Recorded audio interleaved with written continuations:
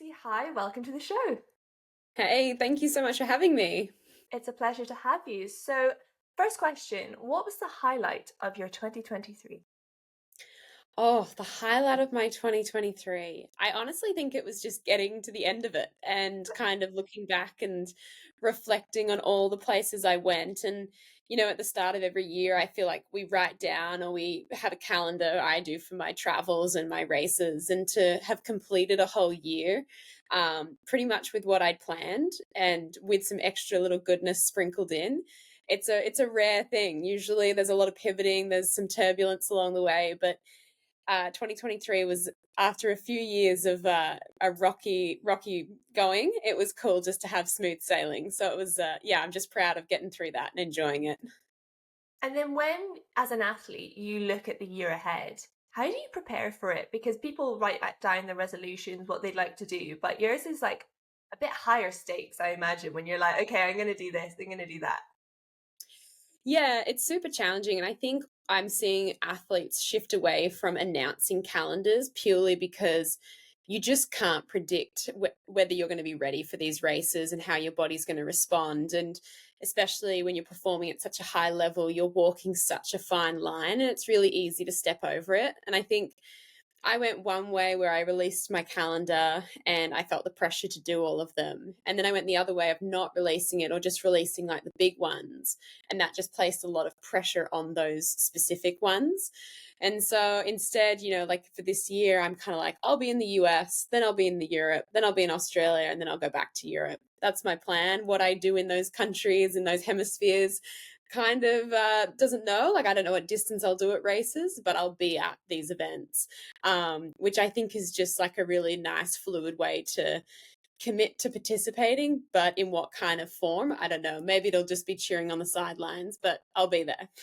So, social media is a funny one because you need to be present on it for your audience, for your sponsors. You need to be transparent on it. But then there's also a line where you don't want to cross where you end up putting more pressure on yourself because you're being too transparent on it. How do you draw that line? Yeah, it's a really challenging one and definitely something that I've had to negotiate, and I've definitely overshared and undershared. You want to bring people along with the journey and you want to show the highs and lows, but at the same time, you need to protect your energy and you need to protect expectations. And a lot of the time, I feel like what I think or I perceive people's expectations is merely my internal expectations and me just trying to make sense of it all. And so for me, it was kind of like defining what success looks like in these races for me and understanding that what I think is success may not be what my audience or what someone else deems successful for me. Like an example is doing the UTMB 100 miles last year. And, I came 10th place and I was absolutely so stoked. And a few people were just kind of like, oh, like, oh, I'm sorry, it wasn't it wasn't first. And I was like, no, you don't understand. Like for me, it was that course scared me so much. And so many years I've wanted to do it, but I haven't felt that I was strong enough to kind of endure that. And there was so many parts of that race that scare me the whole night, the whole day, the 10,000 meters of climbing. And so success for me looked like navigating those hurdles as they came, getting to that finish line. And, I was so content with that I was so fine with people being like, oh, I'm sorry. And I'm like, oh, don't be, I'm so happy. And it was just, I got everything I wanted out of that experience. And I try and share that on social media to kind of show people that success isn't always first step of the podium. It can be meaning that you learn or you navigate challenges you had fear about, and then you were able to overcome and realize that you kind of didn't even you endured more than you thought you ever could. Yeah, for sure. And then you mentioned there running through the night. What is the experience of that? Because it does sound quite terrifying.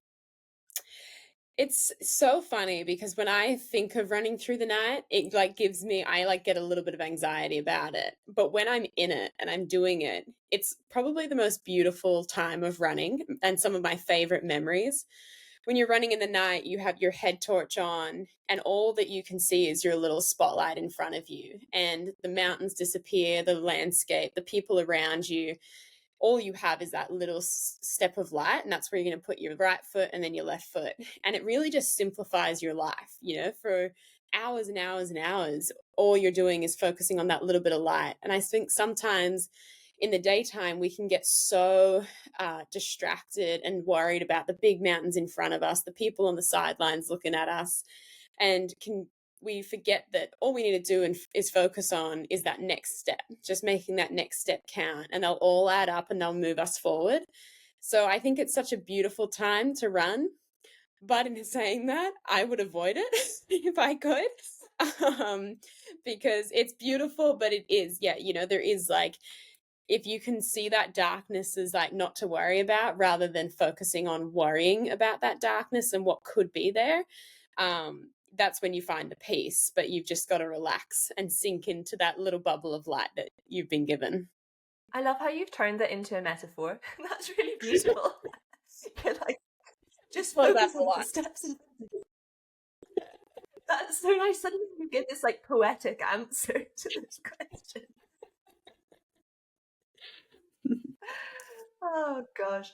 So you race distances from 20 kilometers to then 170 kilometers, 100 miles. How do you train for that variety of distance? Yeah, I think this is such an interesting one, because I think people would assume I run more than I do. Just because I race 170 kilometers doesn't mean that I run equivalents of that, or even half of that, or even a third of that regularly. It's still a massive toll on the body, whether you're an elite or whether you're an everyday. Running 10Ks, 20K, 30K, it affects the body and it breaks you down, and it can build you up if you give it the rest, love, food, and everything that it needs. But, I train just consistently. I've been doing it for 10 years, showing up, going out, running from 30 minutes up to, 6 hours I'll go for runs for. But it's kind of just, the longer you go in distance, the more it just becomes about mindset. You can kind of run recklessly and grunt your way through 20Ks. But when you get up to that kind of 50K, 100K, 100 miles, you've really got to sink into like, I'm going to be in this like discomfort for a day, a night, another day. And it's kind of like, can I work on all the other aspects like nutrition and looking after my feet and my gear and staying warm and all these other things? Am I able to manage all of that and stay present enough to help my future self as the hours go past? And that's kind of probably where I see my strength is in, I feel like one of my best traits in running is that I don't worry about what I can't control, and I always know that I have control of my effort and my attitude. And those are the two things that I'm always like, the longer this goes, the more opportunity I have to work on both of those things, like the effort I put into looking after myself and the attitude at which I choose to move forward. Is it with curiosity or is it with detriment and anxiety? And it's kind of being able to work on that that's gotten me to where I am today. And the power of our mindset is actually incredible, because you can do the training, you can do the mileage, which is super important. But if you go in with the wrong mindset, you've suddenly added a massive barrier. Like you can't access that last couple of percent, which is what makes a difference in your sport.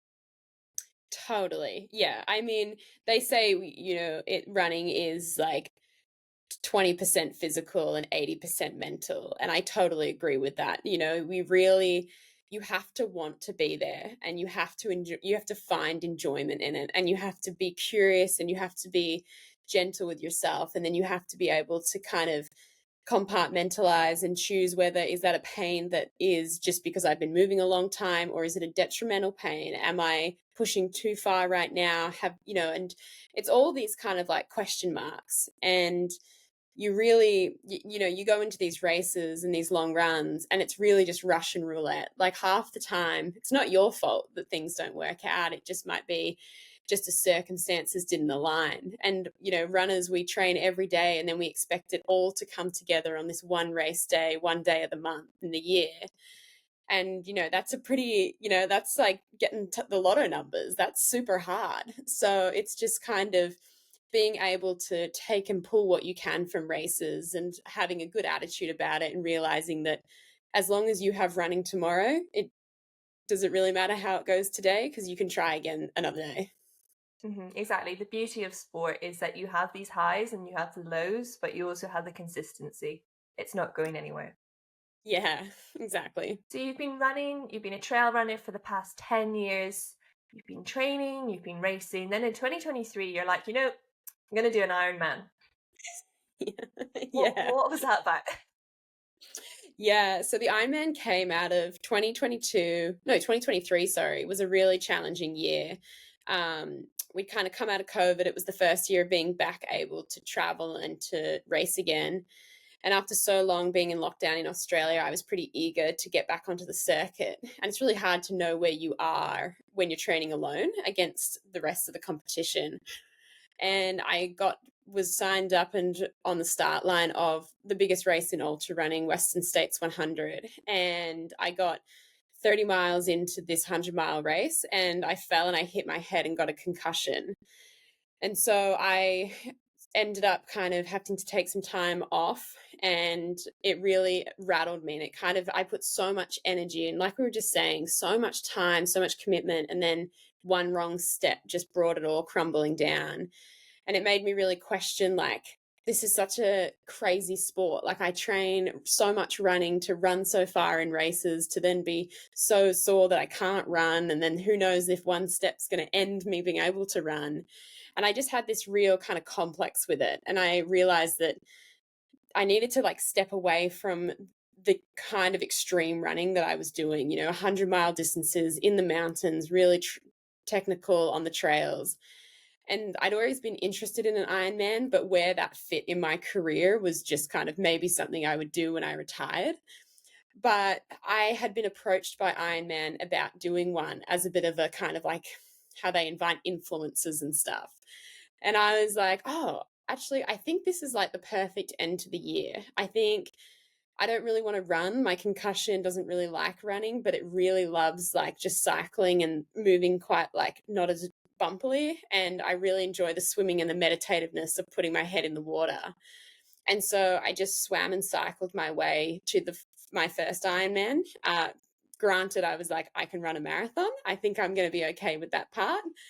And I just loved it. And I think what I loved more than the actual distances and the sport was that I loved being a student of swimming and cycling. I just had no idea. Like, I had never cleated on a bike, and I'd fall off, and it was embarrassing and humbling. And I'd look at old men and women at traffic lights doing it so beautifully. And I was just like, Lucy, you're 26. You should be able to do this, And same thing in the water. Like, you just can't pick the swimmer that's just going to glide so beautifully through the water.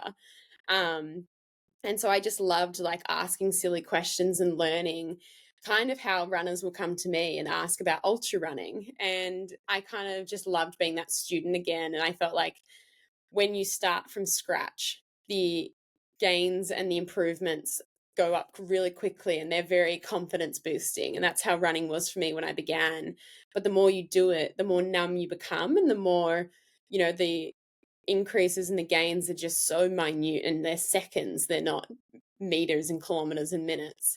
And so, yeah, it was just an awesome experience. And I never thought that I was going to qualify for Kona. So I didn't even contemplate that. I thought it was going to be one and done, back to the sport that I'm professional in and paid to do. But when I got the opportunity, it was kind of like the universe was like, maybe just stick around on the bike and in the pool a little bit longer, Lucy. I think everyone who has cycled Clipton has had that humiliating time of just lying on the pavement with your bike connected to you, being like, how did I get here? And that moment you can feel yourself fall.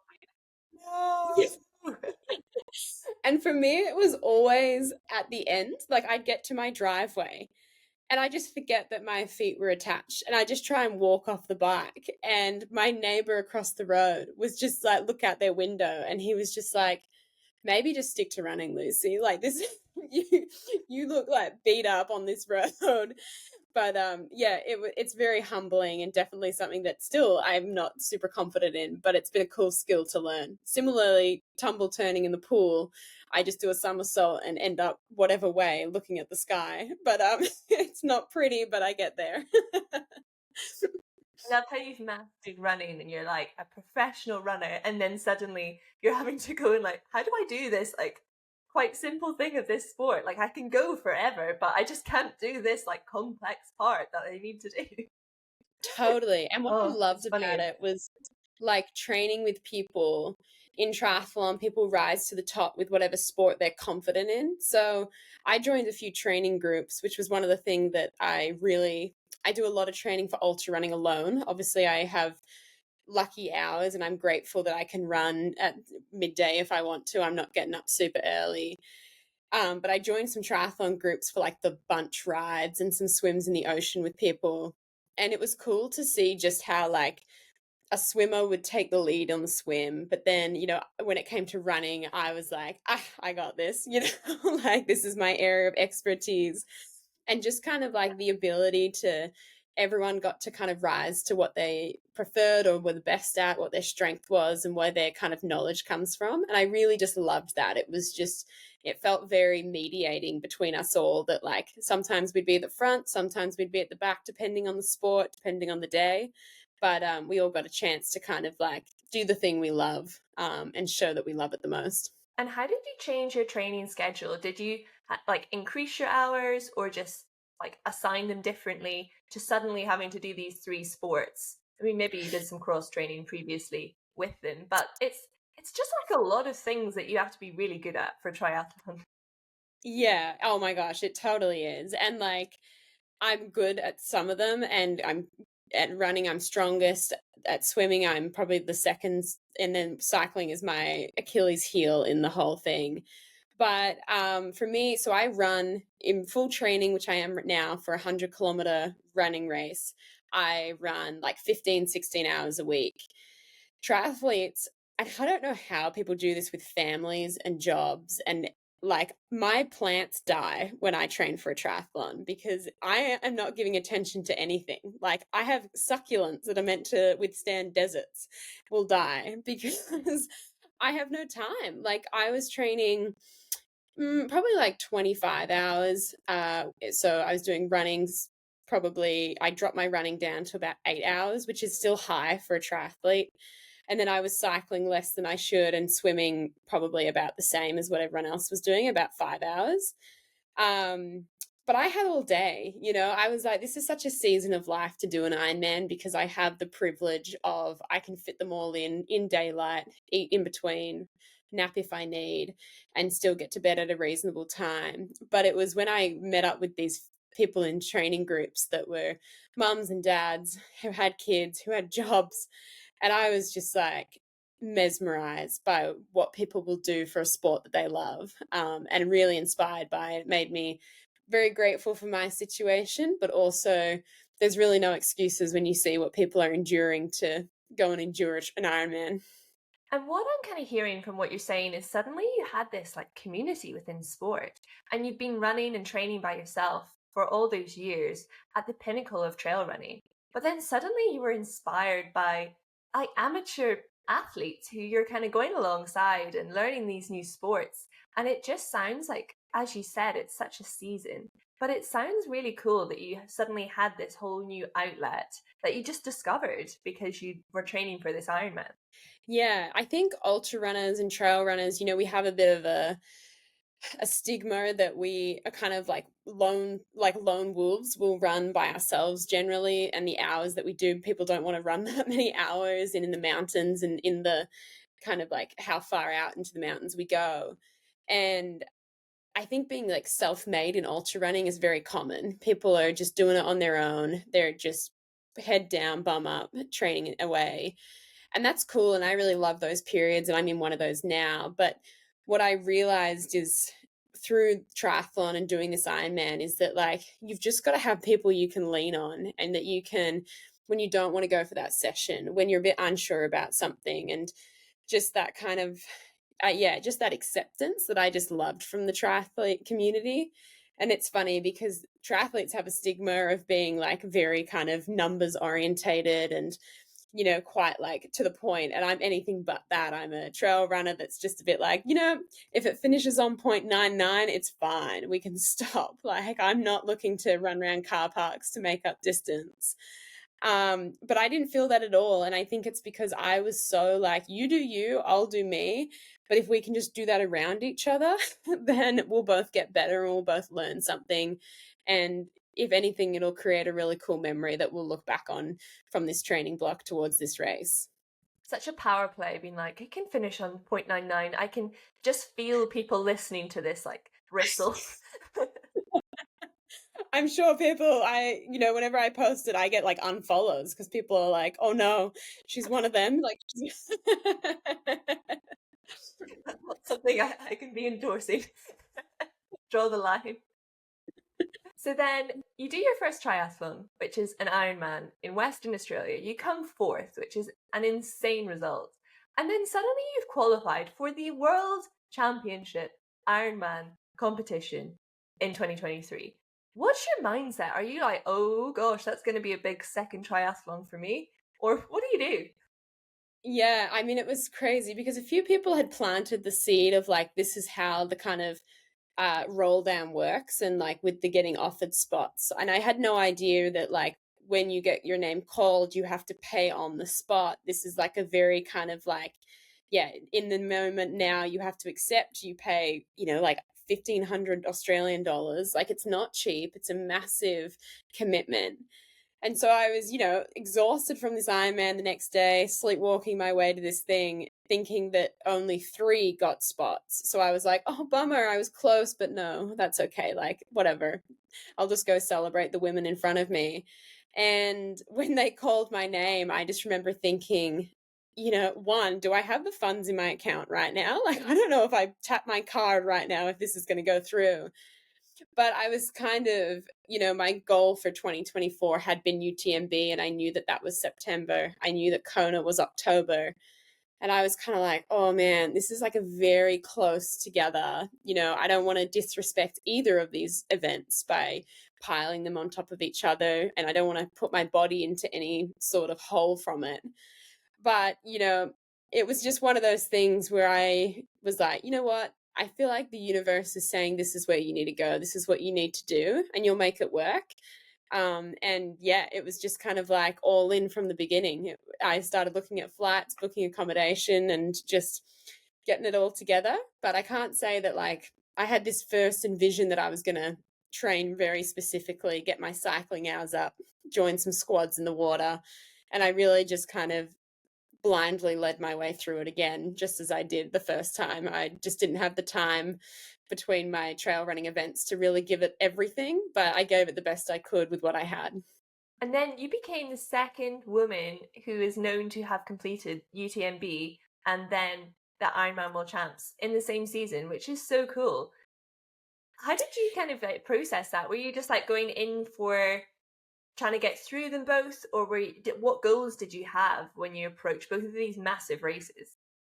Yeah, so when I announced that I was doing these 2 races, somebody on Twitter did a whole deep dive and showed me this table of the 5 people that have ever done the 2 next to each other, UTMB and then Kona. And I looked at them and there was 4 males and 1 female. And to be fair, the 1 female, I think she was 54 years old when she did it. So like that's an incredible achievement for her body, from Ireland. And then I looked at the fastest male time and I was like, oh, that seems like a really good goal. So for people that know David Goggins, he's a pretty well-known person. He was one of them. And I was like, well, naturally I want to beat his time. But there was a guy who'd done faster. And so when I finished UTMB, I finished 3 minutes in front of him. And so I had a 3-minute gap. And then for Kona, I finished 20 minutes in front of him. And so I ended up just edging out the fastest male. But it was just like a fun little, who knows if that's correct, that information that he gathered, but it just gave me something to focus on, have a little laugh about. And honestly, I'm just honored to be a part of that list because it's a huge huge achievement to qualify for both of them. And I think, qualifying for these races is getting harder and harder, especially UTMB with the numbers just growing. So I had to race my way into UTMB by running 100 miles in February, sorry, at Tarawera. And then I did Bustleton. So it was just kind of like I earned my way to both of them, in a time and a space of the sport where there's a lot of people vying for those spots, and it's really challenging to get on those start lines. So, with these massive distances of the races, there'll be some really great moments, but I imagine there will be some really, really rubbish moments. So, I want to hear some more stories. Tell me some low points. Oh man, there's been so many low points. It's so challenging to put yourself out there and be out there for that long. And yeah, there's moments of feeling like you're on top of the world, and there's moments of feeling like this will never end. I think like when I ran the Tarawera, so the race that qualified me for UTMB, I started running. We started at 4 a.m. and I had a terrible head torch. And so I ended up running really hard to keep up with this guy who had this amazing head torch. And I was like, all right, Lucy, you've just got to stay with him until sunrise. And so I ran at a pace that was just far too fast for me. And I was like, this sunrise can just not come fast enough. But we made our way through, got to the sunrise, and I remember just thinking, I've used all the fuel in my tank to get to this point. But it's amazing what just kind of stopping at the checkpoint, taking your time, refueling, soaking up the atmosphere around you, and getting out the other side, and just leaving that checkpoint and kind of going, you know what, the one thing I have on my side at the moment is time. And so that was kind of like a really cool and important moment. One race that springs to mind is TDS, which is like a sister race of the UTMB, and it runs half of the UTMB course. And I remember starting, I was in third place, absolutely feeling great. And I went to eat my first gel. And I ate my first gel, and not only did it come back up, but breakfast that morning came back up, dinner last night came back up, and I just was chucking it up on the side. And so I walked down this downhill for 15 kilometers, almost 10 miles, just bent at 90 degrees, just trying to clear my stomach and start again. And I got to the bottom of this massive climb out of the valley, and I thought, this is just the end. But once I took a minute at the checkpoint, drank some soup, actually brought my heart rate down, and just realized that, you know what, Lucy, you have so much time. And so I walked out of the checkpoint, and that was when the sun set and I put my head torch on, and it really kind of simplified my life again. And it was one of those beautiful moments of just being like, wow, this is so incredible. And if I just keep putting one foot in front of the other. And I remember I went from third place when I started throwing up down to about 25th female. And then as I was running, I started to find some energy, and I started running towards the end. And I finished in 5th female. And I just remember thinking that it's never over, and you can never count yourself out, because there's always time and things can always change. You just got to give yourself that opportunity and that time. And so that was a really cool experience. And then probably from UTMB, the experience that comes to mind is at about 100 kilometers in, I thought I had a stress fracture. I just felt like my shin was in just so much pain. And what it turned out to be was that my tendons were just kind of like slowly being pulled off the bone, just from so much steep downhill and steep uphill, and just a lack of ankle strength. And so, you're going to have these things. And my coach, he met me halfway, and he was like, look, Lucy, you can stop because of this pain, or is it going to be worth pushing through it? And in that moment, I was like, I'm willing to pay the price of this. This is my job. This is kind of like a crossroads of what I want to do moving forward. And I just decided to keep going with it. And then, at Kona, I had a million things go wrong. So I had bikes with no gears, kicked in the face in the swim, my goggles just like into my eyeballs. And it was just like the most chaotic sport. But yeah, just amazing.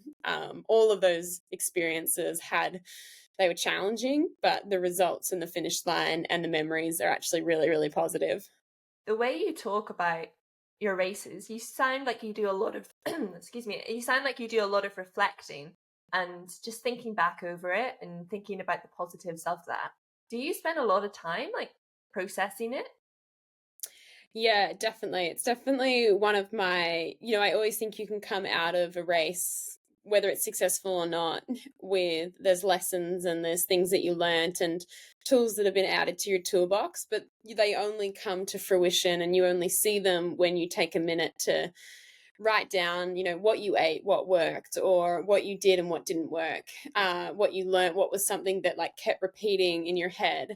Maybe there's a mantra in there that you'll use again, or maybe it's something that was actually like self-deprecating and not useful. And how can you kind of avoid letting that seep back in?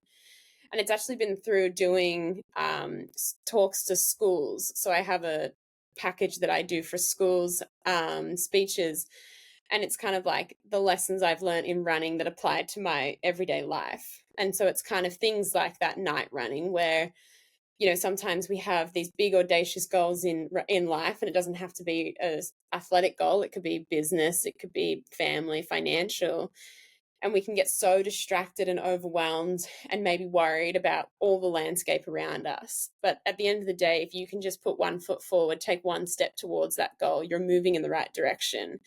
And that's what like running at night has taught me. And it's taught me to do the same thing in my everyday, where I'll just kind of, when I feel overwhelmed with my to-do list, it's like, no, Lucy, it's just one box ticking at the time, one box tick at a time. It's not the whole list. Don't worry about that.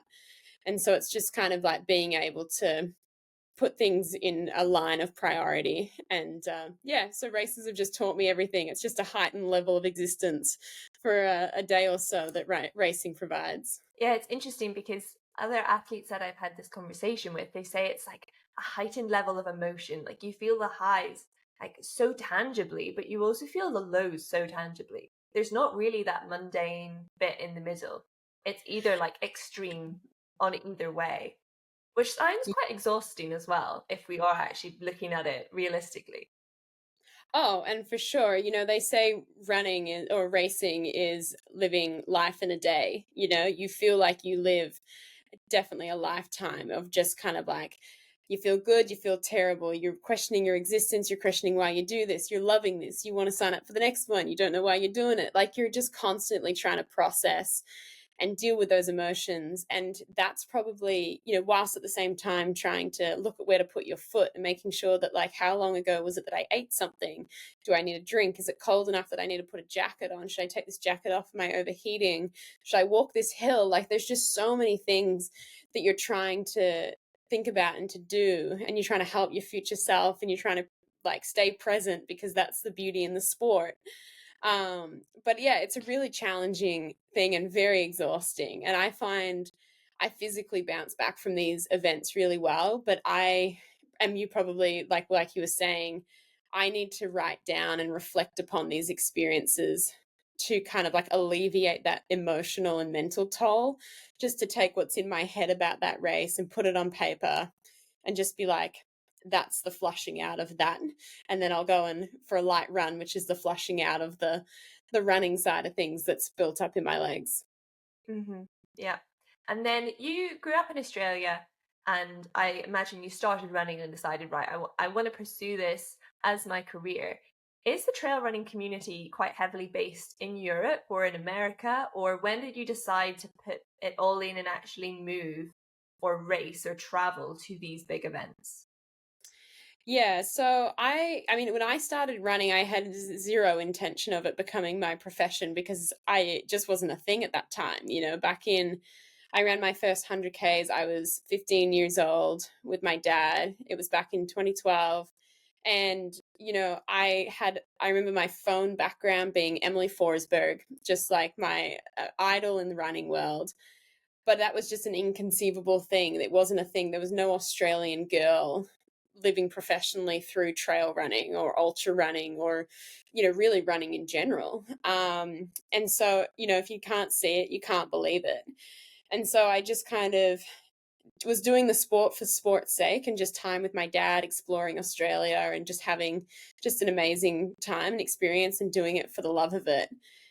And then, time went on and I applied for a team in Australia to go across to Europe to compete in what was then the Skyrunning World Championships. And I remember just being terrified of going across. But then when I got there and I met so many young girls my age doing the same thing, I felt very validated and seen. And then it was cool to race them and realize that, in Australia, I was one of one in the female category in the under 18s. Like there was just me. But here I got to see where I was positioned amongst globally these girls, and I could hang with them, which was just like so cool. And so I raced that race. I won, became the junior world champion, and then was kind of like, there's something in here. I want to explore it. So I kind of came back. My sponsor, Salomon, at the time was giving me shoes, but said, let's not sign like a proper contract until you finish high school, just to not have that pressure on yourself. Just enjoy it. We'll support you with gear and some entries and stuff. And so I went through high school, just kind of following my heart with races on the weekend when I could, and I wasn't having to do study or anything. And then when I left school, as most Australians do, we go for like a gap year. And my gap year just involved a whole lot of races in Europe, just to put myself out there and see how I stacked up, what I loved, the mountains, the multi-stage, the long, the short, the vertical kilometers. And and then Salomon called me in and said, we think that you're going to be something for the future. So let's put you on the future team. I joined their junior camp. And that's where it's all began. And then kind of didn't know what I wanted to be. And suddenly I was what I'd always been, just now it was a profession. Amazing. And where do you base yourself now? Like, where do you spend a lot of your time? Wow, I really do float around a lot. I have my dad in Australia, in Melbourne. My mum is in the UK. And so I kind of bounce around. And then I do spend a lot of time in Boulder, in Colorado, America. So I kind of have like little families there that feel like home. I think last year I was in Australia for 3 months of the year. And then other than that, I was, moving around a fair bit, training for UTMB and Kona and just kind of making ends meet. So it's, I don't even know where I'd give an address to call my home. And what grounds you when you're moving about so much? How do you make somewhere feel like you're at home and you relax and you bed in? You don't just feel like you're in a hotel room around the world. Yeah, so I really try and stay with people. I don't really like to stay in hotels, and especially places that don't have like windows that I can open up and a kitchen that I can cook in. So I really like to stay with families or with friends. And I'd rather sleep on a couch there than in a bed in a hotel, just because it feels homely to have things around the place that are pictures of families, a kitchen that's been cooked in and is a bit messy, a dog or an animal, like that kind of stuff makes me feel at home. And then, if I can have a kitchen and have just, the basic necessities, I'm a pretty very happy person just with those minimal things. And if you could only race one distance for the rest of your life, what distance would you pick? Whoa. Oh, that's tough. I think probably I really love the 100K distance. I feel like a flat 100K you can do in a day. Like you don't have to go into the night. A really mountainous one will take you into the nighttime and you can see that sunset or that sunrise. I really love running. I always say this. I really love running for like 8 hours. Like 6 to 8 hours is for me. I just feel like I can be so present. It's long enough that it's endurance, but you can't run radically fast. You got to look after yourself, but you can really take it in. And for me, I'm always thinking like, how many main meals do I miss? Because that's when you start stressing the body, is when you're missing those kind of meals. And so like, I'm going to race 100K in February this year, and it's going to take, hopefully around 9 hours. And so it's just kind of like not as stressful as something like UTMB, where you start Friday night and then you go all the way through till Saturday evening. And that's just like, that is a lot of time and a lot of stress on the body that, you pay for in the end. It's there's definitely an effect to to your body and your mind and your systems, and you've got to pay the price and respect that on the other side of it. And you will have seen a lot of sunrises and a lot of sunsets through your training, through your racing. And people do say it's something like getting up early and seeing the sunrise is something that's really special and that everyone should try and do that. Do you agree with that? Yeah, I think, I'm not someone who would say that every day I see the sunrise and the sunset, but I do think there is a beauty in making that effort and being out there for that time. When you kind of come out of for a sunrise and from the darkness into the light, it is such a beautiful feeling. And especially in a race, it feels like you get this second wave, that warmth on your skin from the sun, your eyes don't have to work as hard. There's just a lot of beauty in that. And, hearing the birds song in the morning, the light on the mountains, like it's just very, you just feel like you've won the day because you're out there. You just feel like it's the perfect place to start. And likewise, going into a sunset, it's just kind of what can feel like overwhelming and very kind of like there's lots of sensory overload going on in a day-to-day in the daylight. When that all kind of just shuts down and withers down to your little head torch, that's also just like a really beautiful contrast that we don't get often in life. We're just constantly distracted, constantly going, constantly being like sensory challenged. And so it's just really nice to do either way. But at the same time, sleep is awesome. So I wouldn't, I don't always think that I need to give that up. Yeah, for sure, for sure. And as you look ahead to this blank canvas of 2024, what are your goals for this year? What would you like to achieve? You don't need to be specific if you don't want to reveal, but overall, what would you like to achieve? What character would you like to build in yourself? Yeah, so this year is all about I think I felt like 2023 was putting my foot back into the international racing scene after a bit of a false start with the concussion. And so I feel like this year I want to actually back myself. I went into 23 just very humbled, very hesitant, and just kind of pretty unsure. And now this year I'm going in with like people I can lean on, a really good, strong community, a coach that believes in me, just like all the pieces of the puzzle are together. And so I'm just excited to kind of bring that to fruition and to do that the respect it deserves, and to just probably just have a little bit more belief rather than being I was very hesitant last year. I really kind of just cruised through a lot of things because I just needed the confidence of a finish line and just getting there. And this year is a bit more like let's play some games, like let's see what we can do, let's put our cards on the table, which is risky and it comes with maybe it pays off, maybe it doesn't. But I think it's going to be an exciting one, and I feel really healthy and confident. And just again, like going back to what success looks like for me for this is it doesn't necessarily mean top step of the podiums. It means just showing up and being happy with who I am, where I am, what I'm doing, who I'm doing it with, and moving through that. And if people want to follow you online and keep up to date with your season and what you're doing, where should they go? Yeah, so the best place to follow me is on Instagram. So it's Lucy_Bartholomew. Facebook's just a copy and paste of Instagram. I don't really look at it. And then if you really want to see the gritty details, it's all on Strava. And there's nothing hidden, and it's all just consistency. There's nothing too glamorous or heroic about it, but it's just showing up every day. And I'm pretty honest on there about how some of them are good and some of them are not good. But, it's how they all add up. They all come out in the wash anyway.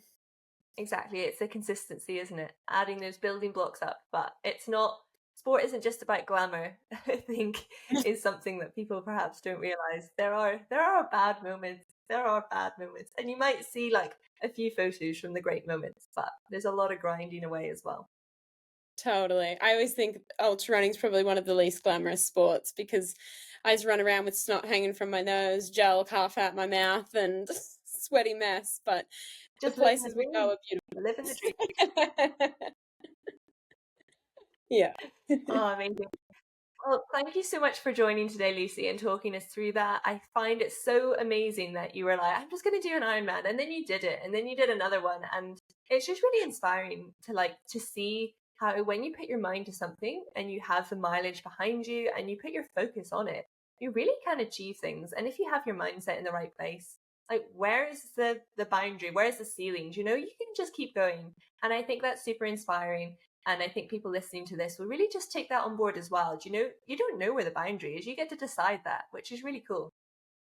Yeah, I would say, the biggest takeaway from me from that experience is like, just don't put yourself in a box. Like, yeah, you run, you're a runner, but if you put yourself on a bike, you're a cyclist. You get in the pool, you're a swimmer. It's just kind of, you don't have to put yourself in a box and close the lid and say, I'm an ultra runner that runs on trails and I won't get out of bed for anything less than a 50K. Put yourself into situations which scare you, make you uncomfortable. I felt all of that before my first Ironman. I was a nervous wreck.